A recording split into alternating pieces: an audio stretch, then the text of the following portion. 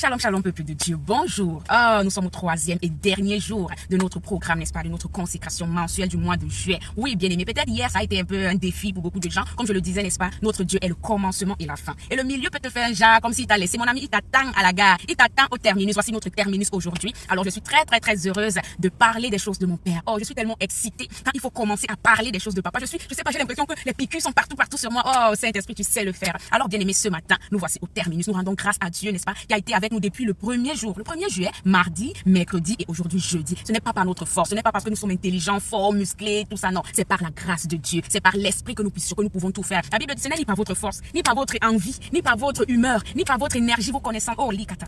Mais c'est par l'Esprit de Dieu. C'est par l'Esprit de Dieu. Alors si nous sommes arrivés jusqu'ici, c'est par l'Esprit de Dieu. Si nous sommes arrivés jusqu'ici, c'est par la grâce de Dieu.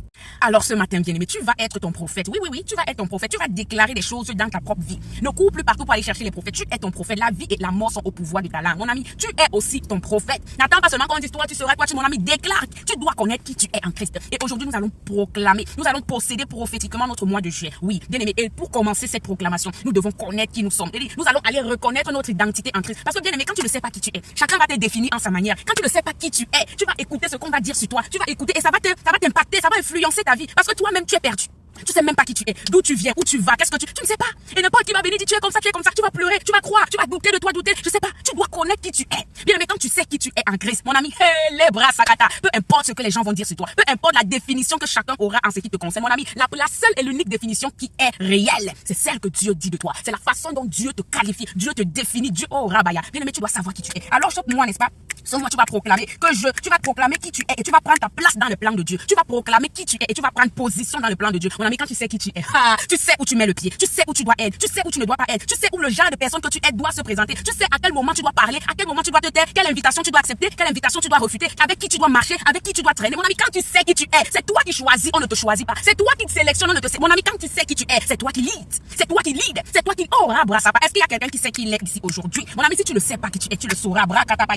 Nous allons prier. Nous aurons 10 sujets de prière. Et le premier sujet de prière, c'est Seigneur, ouvre mes yeux pour que je voie mon identité en Christ. Et que je refuse d'être ce que le monde veut faire de moi. Ouvre mes yeux, tu vas prier, tu vas dire, Seigneur, ouvre mes yeux pour que je vois qui je suis. C'est qu'est-ce que je fais, pourquoi j'ai même été créé. Ouvre mes yeux, Seigneur, afin que je n'accepte pas ce que tout le monde va dire de moi. Ouvre mes yeux, Papa, afin que je refuse les définitions que les autres ont sur moi et que j'accepte, que je sois consciente de la définition que toi, mon Créateur, tu me donnes. Bien aimé, la Bible nous dit quoi dans Jean chapitre 1? Nous allons lire quelques versets. Ces versets vont peut-être t'aider, t'orienter dans ta prière. Parce que mon ami, tu dois avoir les arguments, tu dois avoir la matière quand tu pries. Quand tu n'as pas la matière, c'est pourquoi tu vas dire, vous priez, vous faites même comment pour prier pendant 1 heure, 2 heures, 3 heures. Mon ami, parfois 3 heures, c'est petit. Parfois, j'ai l'impression même que la journée est courte. Parce que quand je commence à parler, je veux tout parler, je suis extraversée, donc je sais pas, bien aimé. Tu dois avoir des éléments dans ta prière. Tu dois avoir la matière dans ta prière. C'est ça qui te permet de durer dans la prière. Quand tu as la matière, tu as les éléments, tu as les arguments. Mon ami, tu vas prier. On va même cogner à la porte. Tu vis encore. Mon ami, tu ne voyais pas le temps passer. Parce que être dans la présence de Dieu, c'est sucré à un niveau où tu ne vois pas le temps passer. Alors, Jean chapitre 1, verset 12 nous dit, mais à tous ceux qui l'ont reçu, à ceux qui croient en son nom, elle a donné le pouvoir de devenir enfant de Dieu. Mon ami, le jour que tu as reçu Christ, le jour que tu as cru en Christ, le jour que tu as confessé Christ publiquement que Père, comme tu vois là, Norga, je t'accepte comme mon seul Seigneur et Sauveur personnel. Mon ami, à partir du jour là, tu as le pouvoir de devenir enfant de Dieu. Donc, tu dois d'abord connaître qui tu es. Tu es enfant de Dieu. Aïe, bras à casser, ça tombe sur toi, bien aimé, dis Amen.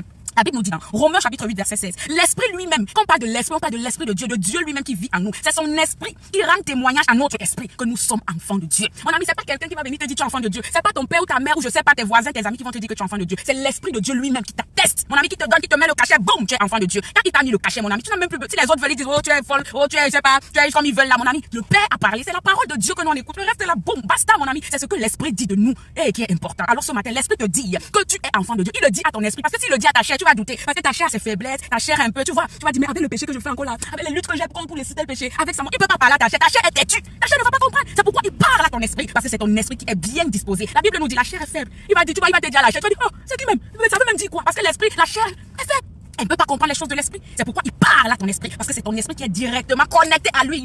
Si ton esprit est connecté ce matin, dis, je suis enfant de Dieu et j'ai reçu la confirmation du Saint-Esprit. Alléluia. Qu'est-ce que la Bible nous dit dans Ésaïe 43, verset 4? Mon ami, la Bible te dit que tu es précieux. Voilà ce que tu es. Voilà, note tes identités. Parce que je veux pas entendre demain que, oh, il a dit que je suis. Il a dit, mon ami, tu dois connaître qui tu es toi-même. La Bible te dit que parce que tu as du prix aux yeux de Dieu, parce que tu es honoré et que Dieu t'aime, il va te donner des hommes à ta place et des peuples pour ta vie. Mon ami, bien aimé ce matin, tu as du prix aux yeux de Dieu. Tu es précieux aux yeux de Dieu. Que tu sois blanc, noir, métine, guinguerou, je sais pas, noirata, tu es précieux aux yeux de Dieu. Que tu sois pauvre, riche, je sais pas, tu es précieux aux yeux de Dieu. Que tu sois couché, courbé, aveugle, sourd, tu es précieux aux yeux de Dieu. Que tu viennes d'une famille aisée, misérable, tu es précieux aux yeux de Dieu. Mon ami, que tu sois orphelin, que tu n'aies ni père, ni mère, ni soeur, ni frère, tu es précieux. Il dit que tu es comme un œuf dans le creux de la main de Dieu. Donc il veut te toucher, il enlève toutes les saletés parce que tu es précieux, tu es honoré, et il t'aime. Tu es précieux, tu dois le savoir. C'est pas quelqu'un qui va te dire, ah, quand tu sais à quoi et tout. Il m'a dit que je ne sais rien. Mon ami, je sers. Si toi, je sais rien pour toi, mon ami, il y a quelqu'un qui est plus grand, supérieur.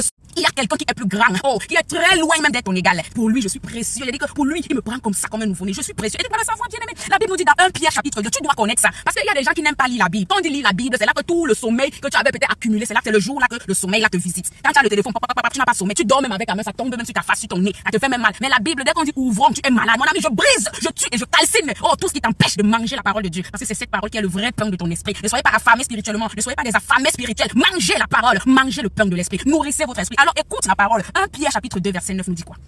Vous, au contraire, vous êtes une race élue. Aïe, aïe, aïe, aïe, papa, à chaque fois que je relis mon identité, je sais pas, je vibre. Je dis que je vibre. À chaque fois que je relis mon identité, yes, je dis que, aïe, papa, tu as la chance que tu nous as dit, soyez humble. Parce qu'avec la qualité d'identité, on fait comment pour être humble? Mais comme on craint papa, comme on le respecte, comme on l'aime, comme on veut lui prouver notre amour, on doit obéir à ce qu'il dit. Soyez humble parce qu'il résiste aux orgueilleux. Vous êtes au contraire une race élue. Parmi beaucoup de personnes, parmi 1000 personnes, Dieu t'a sélectionné. Aïe, aïe, aïe, tu es le choix. Il t'a élu, il t'a sélectionné, il t'a filtré, il a tamisé et c'est toi qui es resté dans le tamis. Yo, Brayaka, bien aimé, tu es une race élue. Il a vu beaucoup de gens d'humeur et tout dans ta famille, je sais pas. Il a dit, toi, je te prends. Oh, mon ami, on t'a sélectionné. Qui t'a sélectionné? C'est pas les hommes, hein. Et les gens, non, tu es qualifié, non, tu es disqualifié, non, toi, tu es, mon ami, c'est Dieu qui t'a sélectionné, qui t'a choisi, qui a dit, toi, là, oh, je te mets à part. Aïe, bouche à kata. Bien aimé.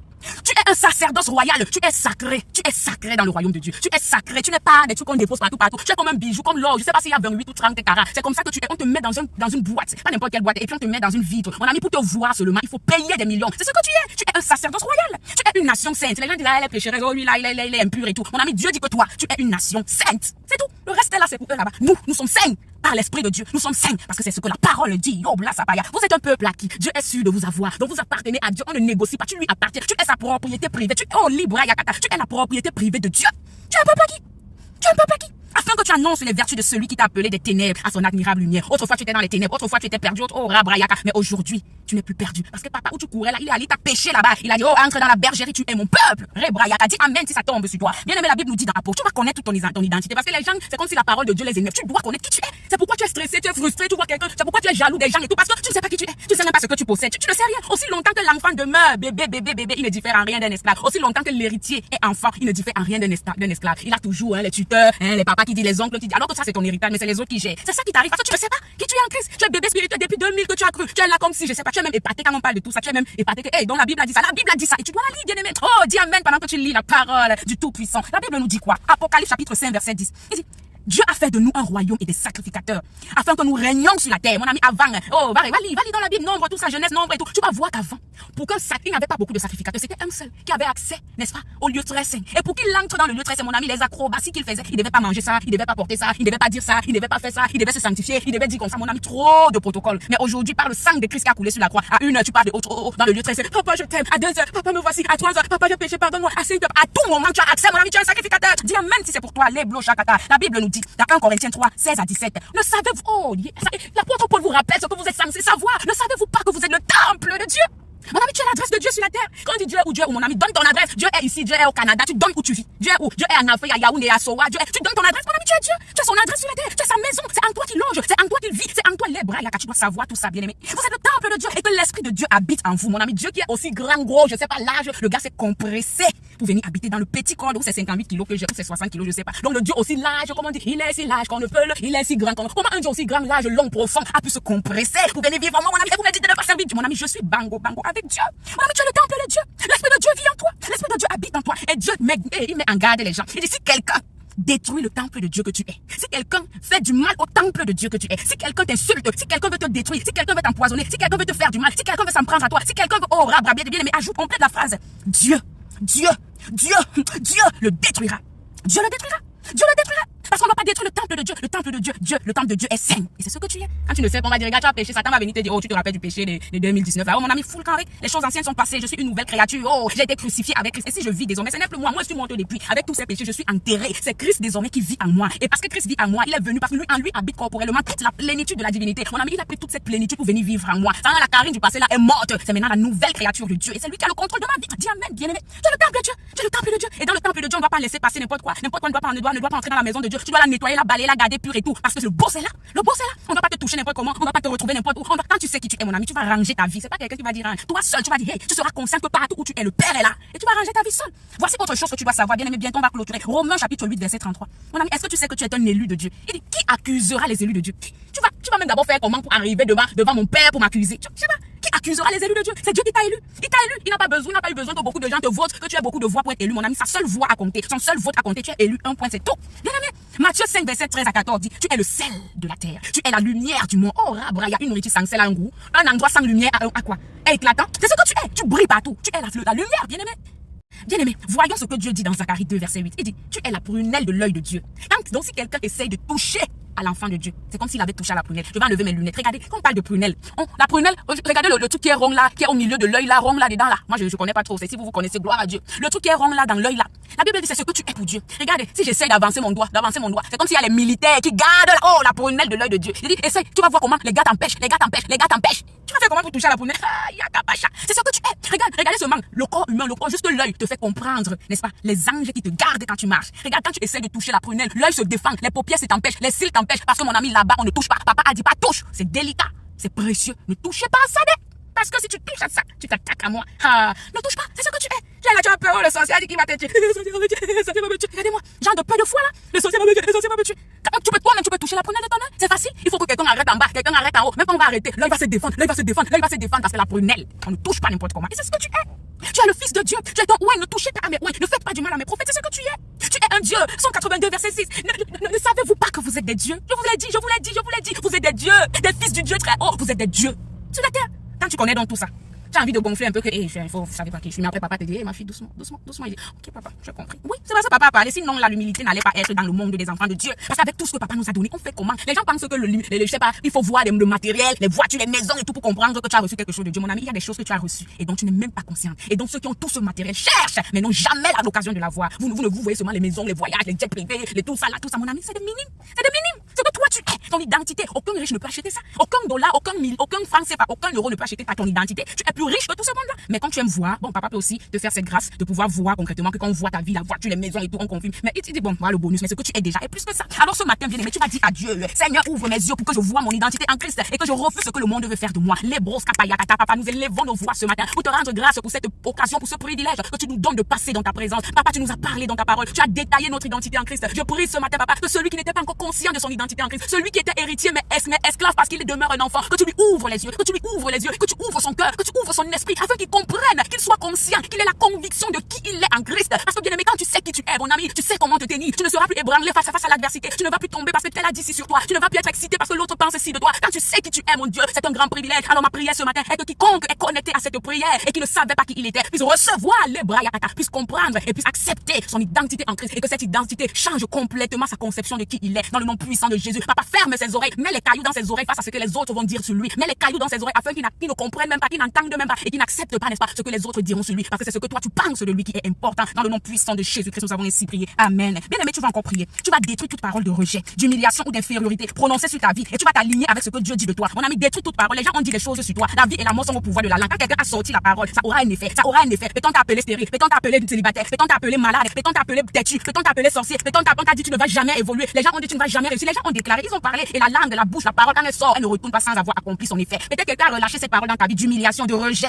On t'a dit des choses bizarres. Mon ami, ce matin, tiens-toi sur la parole de Dieu et refute toute parole négative sur ta vie. Père, nous rejetons, nous annulons, nous brisons, papa, toute parole qui a été prononcée sur notre vie, sur notre avenir, sur notre destinée. Au nom puissant de Jésus, nous brisons ces paroles. Nous les rendons nulles et sans effet dans nos vies. Dans le nom puissant, précieux, majestueux de Jésus-Christ, nous brisons au nom de Jésus. Nous brisons, nous émiettons, nous cassons. Oh, nous déchirons toute parole qui était sortie de la bouche de X ou de Y contre notre vie, contre notre avenir. Toute parole de rejet, d'humiliation, les bras est maintenant brisée, liée au nom puissant de Jésus-Christ. Bien aimé, oh là, nous allons prier que Dieu restaure ton autorité spirituelle. Que Dieu restaure ton autorité spirituelle. Tu n'es pas sur la tête, tu n'es pas un figurant. Mon ami, tu n'es pas un figurant, tu es un acteur.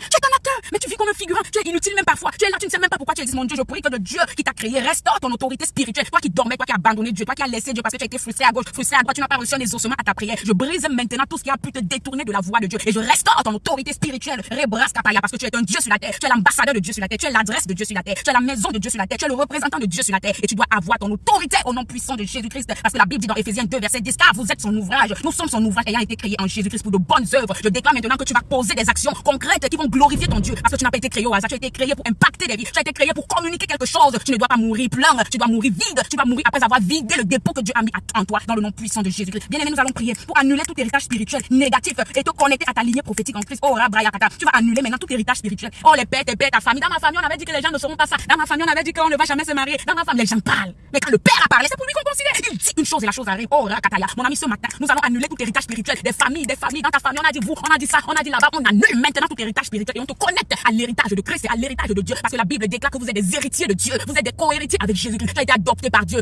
Par la mort de Jésus sur la croix, Dieu t'a adopté comme son enfant. La Bible disait que Dieu avait un fils unique. Mais quand Christ est mort sur la croix, il n'était plus unique à Dieu. Parce qu'il avait déjà des frères et des sœurs. Je suis la sœur de Christ, tu es la sœur, le frère de Christ. Et parce que tu es la sœur de Christ, tu es co-héritier avec Christ. Donc l'héritage que Dieu a donné à Christ, désormais, ce n'est plus pour Christ seul. C'est pour vous deux, c'est pour vous trois, c'est pour vous cinq. Vous partagez le même héritage. Et j'annule tout héritage que tu as hérité de tes pères. Les héritages bizarres qui te maintenaient condamné, lié dans le joug de l'ennemi. J'annule et je te connecte à ton héritage de Dieu divin dans le nom puissant précieux de Jésus-Christ. Les bras copa, l'isoubrayakata, bien aimé. Oh, nous allons demander maintenant. Nous allons réclamer chaque promesse faite sur notre vie. Qu'elle soit ancienne, nouvelle, future, peu importe. On va réclamer, mon ami. Tu lis la Bible, là, Dieu te dit, je t'ai promis ça. Depuis tu ne vois rien. Depuis tu ne vois pas. Depuis ça n'arrive pas. Mon ami, tu vas réclamer. Tu vas réclamer. Oui, tu as le droit de réclamer. En étant citoyen de Dieu, citoyen du royaume de Dieu, tu as les droits. Vous avez vu quel citoyen, qui n'a aucun droit. Seulement les devoirs. Mon ami, quand tu connais tes droits, tu pars vers le roi. Tu dis, papa, dans le respect, papa agresser le roi, il va te gifler là-bas. Dans le respect, dans la soumission, dans l'humilité, tu dis, roi, voici ce que tu as dit. Depuis 10 ans, je ne vois rien. Voici ce que tu sais comment. Tu as dit, le désert n'est pas une destination. Le désert, c'est un péage. Le désert, c'est un escale. Mais c'est quel désert que je vis pendant des années comme si c'est ma destination finale. Je veux entrer à Canaan. Réclame chaque promesse faite. La Bible dit dans Nombre, chapitre 23, verset 19, Dieu n'est pas un homme pour mentir. Il n'est pas le fils de l'homme pour changer d'avis. Il va pas changer d'avis parce qu'aujourd'hui tu l'as énervé.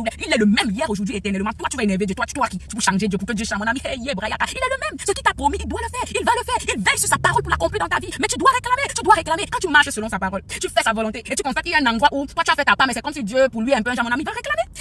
Dans l'humilité, dans l'amour, dans le respect. Et tu recevras, nous allons réclamer, Père, oh, Rabrayakata. Tu as dit dans ta parole que oui, tes promesses se réalisent toujours. Elles courent vers le terme. Elles se réaliseront certainement ce matin, papa. Toute promesse sur notre vie, toute promesse que tu as faite sur notre vie, papa, nous prions que cela soit effectif, que cela nous parvienne, que nous puissions vivre tes promesses, que nous ne soyons pas seulement de ceux qui disent Dieu a dit, mais qu'on puisse dire Dieu a fait, que Dieu a fait, papa, que tes promesses accomplissent dans la vie de quiconque s'attend à toi ce matin dans le nom de Jésus-Christ. Rebrayaka. Bien-aimé, prochain sujet de prière. Dieu va dire à Dieu, je choisis d'entrer pleinement dans ma mission divine, sans peur, sans retard, que le feu de l'obéissance te saisisse. Bien-aimé, tu n'es pas là pour seulement écouter les autres parler. Toi aussi, tu es un acteur. Nous sommes tous dans la maison de papa. Chaque enfant a son travail à faire. Ne sois pas seulement de ceux qui écoutent les autres, qui voient les autres monter avec Dieu, agir avec Dieu, servir Dieu. Toi, tu es caché, mon ami. Ne te cache pas. Tu dois aussi travailler pour papa. Tu dois aussi agir pour papa. Tu dois aussi faire des choses pour papa. Papa s'attend. Papa attend que tu te lèves, que tu brûles de zèle pour lui, afin qu'il dépose encore quelque chose que tu n'avais pas. Mais si tu es assis, mon ami, le Saint-Esprit est gentleman. Si tu ne pars pas le chercher, il ne va jamais te forcer. Mon ami, sois pour moi. Saint-Esprit, je me voici. Tu es où? Tu m'entends même. Je crie. Saint-Esprit, tu sais que sans toi, je ne suis rien. Je ne peux rien. Je n'ai rien. Qu'est-ce que je serai? Viens. J'ai besoin de toi. Me voici. Viens, papa. Viens. Supplie-le. Saint-Esprit chou. Saint-Esprit chéri. Mon amour, Saint-Esprit. Honorable Saint-Esprit. Sa majesté, Saint-Esprit. Viens. Je te désire. Mon âme soupire après toi. Mon âme soupire. Il va venir, il aime ça. Oh, mon Saint-Esprit chouchou. Mon gouverneur, il aime ça. Soupire. Alors tu vas entrer pleinement dans ta mission. Dieu t'a créé pour un but. Et peut-être depuis tu n'es pas en train d'accomplir ce pourquoi Dieu t'a créé. Tu es comme un inutile. Et Dieu a horreur des inutiles. Regardez le figuier. Jésus a faim. Oh, il veut cueillir les figues. Il n'y a pas de figues. Il dit, oh, toi tu te prends pour qui? Tu sais à quoi donc? Je veux manger, tu n'as pas de fruits. Oh, coupez-le, soit sèche. Le fruit, le figuier est séché. Dieu a horreur des inutiles. Sois utile pour Dieu. Sois utile pour l'œuvre de Dieu. Accomplis ce pourquoi il t'a appelé. Petit t'a dit, toi tu vas conseiller les gens. Toi tu vas faire ça. Bien aimé, fais. N'hésite pas. Ne retarde pas. Agis au nom de Jésus. Les bras, je prie, Père, que tes enfants ici connectés puissent entrer pleinement dans leur mission. Ta parole déclare dans Proverbe 16, verset 4 que tu as tout fait pour un but. Même le jour du malheur a été fait pour le méchant. Papa, ton enfant existe pourquoi? Révèle-lui pourquoi il existe. Révèle-lui pourquoi tu l'as créé. Et oriente-le vers sa destinée, vers la mission qu'il doit accomplir pour ton œuvre dans le nom puissant de Jésus. Que ceux qui étaient encore couchés, assis, qui procrastinaient au nom de Jésus, je tue l'esprit de procrastination. Et je les réveille au nom de Jésus. Que ton feu brûle, que ton amour, que le zèle soit que le zèle dévore au nom de Jésus. Je prie qu'il ne soit pas tiède, mais qu'il soit bouillant pour toi au nom de Jésus-Christ. Les bras, yakata. Oh, était bien aimé. Nous allons nous armer de la puissance de Dieu afin de résister à la confusion et à la distraction. Bien aimé, est-ce que vous savez qu'il y a tout? Il y a tout pour nous distraire, il y a tout pour nous confondre. Tu veux même prier, dès que tu prends le téléphone, il y a une grosse publicité qui apparaît. Ma soeur, alors qu'ils lisent la Bible dans les téléphones, j'ai pitié de vous. Il dit que je sais pas, je prie que vous changez. Tu peux prendre la Bible, ouvrir, cliquer ta Bible. Avant on ouvrait, maintenant on clique les Bibles, cliquer le proverbe, cliquer tout. Tu peux cliquer, tu vois un message que tu as reçu qui te déconnecte, qui te confond, qui te distrait à l'instant. Tu ne peux plus. Nous allons annuler tout esprit de distraction au nom de Jésus, tout esprit qui nous empêche, n'est-ce pas, de nous concentrer sur les affaires de Dieu. Nous annulons, nous nous armons de la puissance de Dieu. Parce que la Bible dit, ce n'est pas avec la force qu'on annule, c'est par l'esprit de Dieu. Dieu. La Bible dit les armes avec lesquelles vous combattez ne sont pas charnelles, elles sont spirituelles. C'est pourquoi pour combattre ce genre d'esprit de distraction, de confusion, je sais pas, tu dois être armé spirituellement. Tu dois être armé spirituellement. Je prie, Père éternel, que toute personne connectée ce matin au Rakayama soit remplie des armes spirituelles afin de résister aux ruses de l'ennemi. Je prie, Père éternel, que tu nous armes de ta puissance. Ta parole déclare que tu ordonnes que nous soyons puissants. L'Éternel ordonne que tu sois puissant. L'Éternel ordonne que tu sois puissant. Parce qu'il sait que pour vivre sur cette terre, pour être un géant sur cette terre, tu as besoin d'une puissance surnaturelle qui te vient d'en haut. Je prie maintenant que tu es rempli de la puissance de Dieu et que tu vas résister aux ruses du diable, à la distraction, à la confusion. Cela n'est plus ton partage en ce mois de juillet au nom de Jésus-Christ.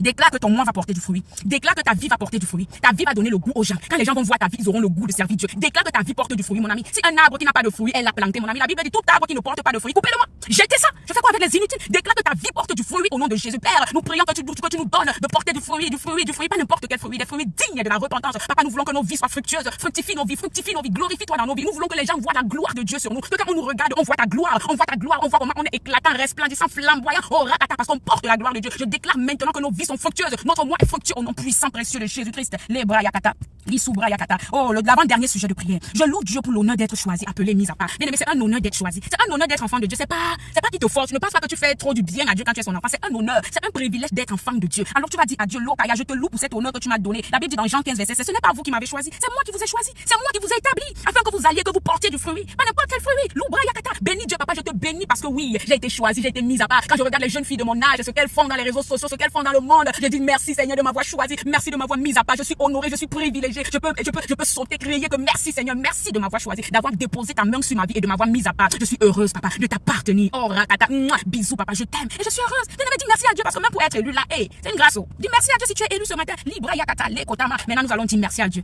On dit merci à Dieu pour tous ces sujets de prière. Bien aimé, quand je prie, je suis trop consciente que Dieu m'écoute. Je suis consciente que ces deux oreilles-ci sont écartées comme ça pour écouter sa fille. Il connaît ma voix. Il sait que toi, tu as la voix domi, fato. Il connaît ma voix. Donc quand j'ouvre la bouche, il dit, là, c'est carré. Je dis, oui, papa, c'est moi. Il connaît ma voix. Donc quand je prie, je suis trop consciente que je ne fais pas le sport. Que papa écoute et qu'il m'exauce toujours. Le problème, c'est que vous voulez qu'il vous exauce en fonction de vos attentes. Quand tu as une attente, une certaine façon que tu veux que Dieu t'exauce, même si t'exauce, tu vas pas voir parce que c'est pas venu, n'est-ce pas, dans la forme avec laquelle toi tu t'attendais. Moi, Dieu m'exauce toujours. Il m'exauce toujours. Il m'exauce toujours. Je sais pas pour toi, mais je prie que tu sois consciente que quand tu pries, il t'écoute et qu'il t'exauce. Ce n'est pas pour que les gens disent, oh, tu pries trop. On s'en fout de ça. On ne veut pas que les gens nous apprécient qu'on prie. Nous, on sait qu'on parle à papa et que quand on lui parle, il écoute. Et s'il écoute, en plus, quand tu as prié selon sa parole, selon sa volonté, mon ami, l'exaucement, c'est un acquis. On ne discute avec personne. Quand tu pries selon la volonté de Dieu, c'est un acquis. Il dit que prends ton sac, va mettre la musique, commence à danser parce que c'est un acquis.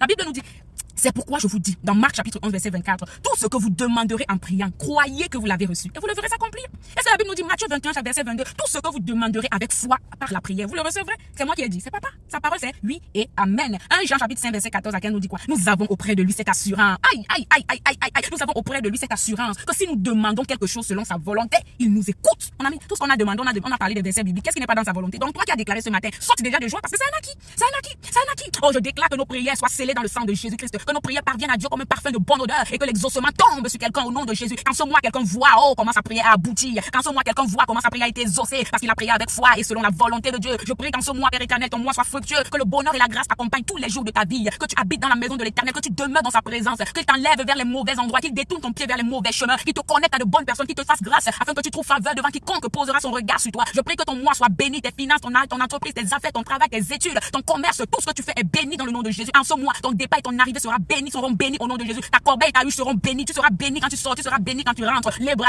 tu ne manqueras de rien. Toute arme forgée contre toi sera nulle et sans effet au nom de Jésus. En ce mois, tu es dans le creux de la main de l'Éternel et personne ne pourra te toucher parce que quiconque te touche, le touche et quiconque le touche, Rakataya sera détruit au nom de Jésus. Papa, je prie que ta maison, ta famille, tes affaires, tout ce qui t'entoure soit béni par toi. Oh, que tu sois une source de bénédiction après avoir été béni par Dieu. Oui, je prie que ta foi soit ferme, que tu ne faillisses pas, que tu ne vacilles pas, que tu ne renonces pas, que tu n'abandonnes pas, que tu ne craques pas, que tu restes connecté à ton Dieu, que tu restes attaché au cèpe qui est Jésus-Christ parce que sans lui, tu ne peux rien faire. Alors sois béni, bien-aimé, que ton mois soit béni. Oh, je suis heureuse d'être là, d'être dans sa présence. Je n'ai même pas envie d'arrêter. C'est le temps. Vous voyez, le temps est petit. On n'est plus là. Je veux parler. Je veux même pas m'arrêter. C'est si beau d'être dans sa présence. C'est si beau d'être dans sa présence. C'est si beau d'être dans ta présence, papa. Je veux même plus sortir de là. C'est si beau. Les bras, yatakamande. C'est koble, choutaya, bien-aimé. Soyez bénis. Soyons tous bénis. Demeurons bénis et restons connectés à Christ. Retrouvons-nous, le mois prochain. Je suis pas très sûre d'être connectée. Les débuts du mois pour la prière parce que le Seigneur va faire les choses autrement en début de mois d'août, mais demeurons connectés. Même si je suis pas connectée, bien aimé, prends pour habitude, si c'est ta discipline, sois discipliné aussi spirituellement. Si tu veux voir les fruits, sois discipliné spirituellement. Donc le mois prochain, en début du mois, tu peux prendre toujours tes 3 jours pour consacrer le mois d'août à Dieu. 3 jours pour consacrer le mois d'août à Dieu. Je pourrais le faire, mais pas les débuts. Je pourrais être connecté par la grâce de Dieu, mais pas les premiers 2, 3, tout. Mais le Seigneur nous fera grâce d'être connecté et de poursuivre son œuvre. Que rien ne t'empêche de travailler pour papa. Soyez bénis. Je vous aime très fort. Que le Seigneur nous garde durant tout ce mois. Shalom.